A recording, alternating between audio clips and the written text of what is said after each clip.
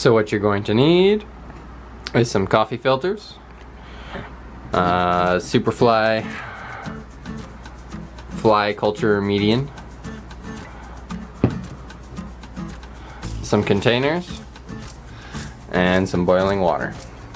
So what you'll see here is this is one of my older containers, and it's obviously gone bad. There's only a very few amount of flies left in there.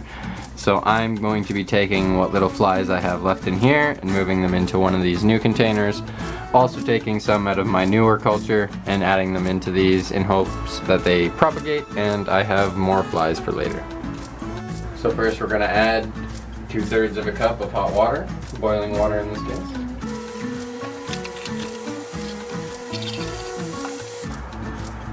And then we're going to add 3 scoops of this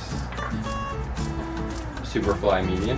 You can pick this up at a reptile store.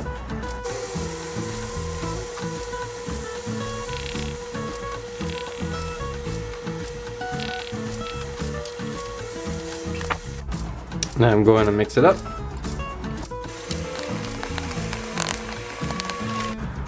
That is not the consistency I'm going for. It tells me I'm going for something I can tap level, so I'm going to add a little bit more water.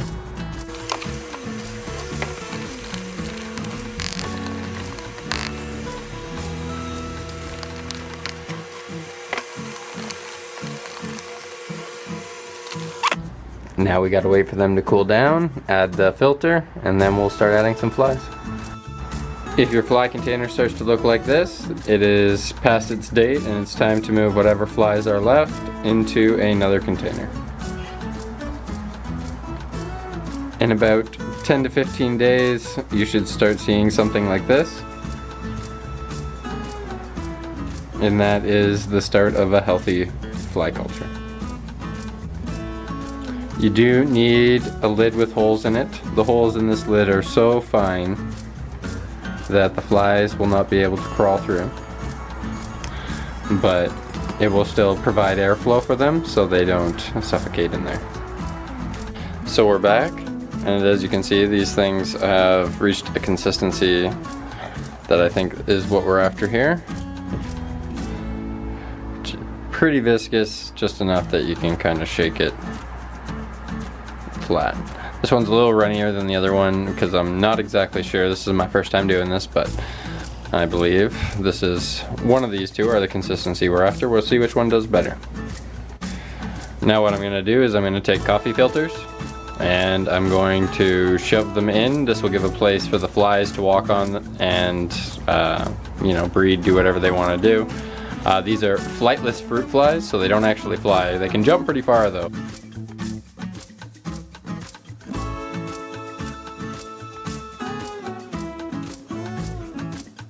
So after you've added the filters, that's what they should look like. I didn't put them inside of each other. I put them next to each other. This will give the flies lots of surface area to walk around on that isn't inside the gunk.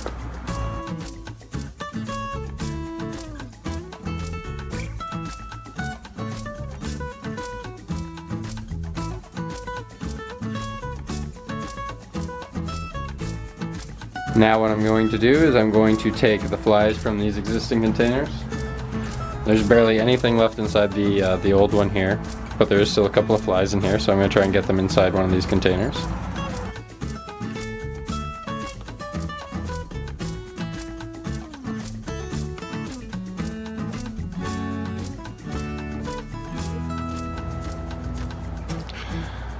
This is the container with a bunch of live flies in it. So what I want to do is try and tap them off the lid.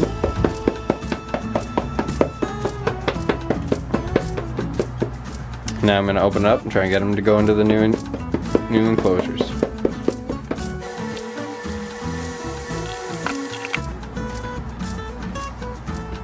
You want to quickly get the lids on after so they don't climb out.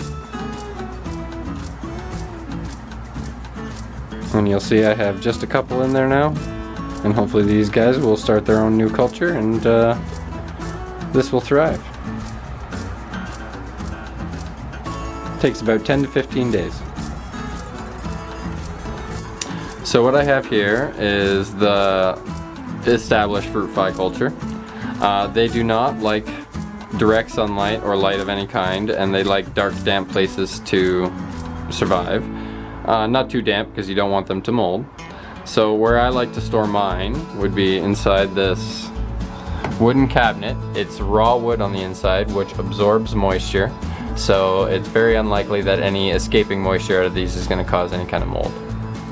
And I just store them all down here. And when it's feeding time, you take them out and feed away.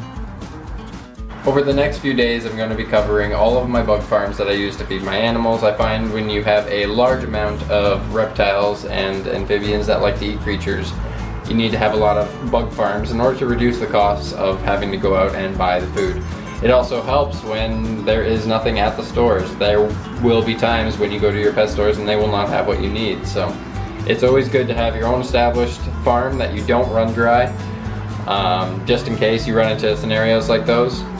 If you watched my video yesterday on how I set up the hatchery for these guys, so far so good. They've hatched. They're really still too small to pick up with the camera, but I can just barely see them with my eyes, so they're starting to swim around. They grow rather quick, so I will give you guys an update video on them soon. Thanks for watching, like and subscribe.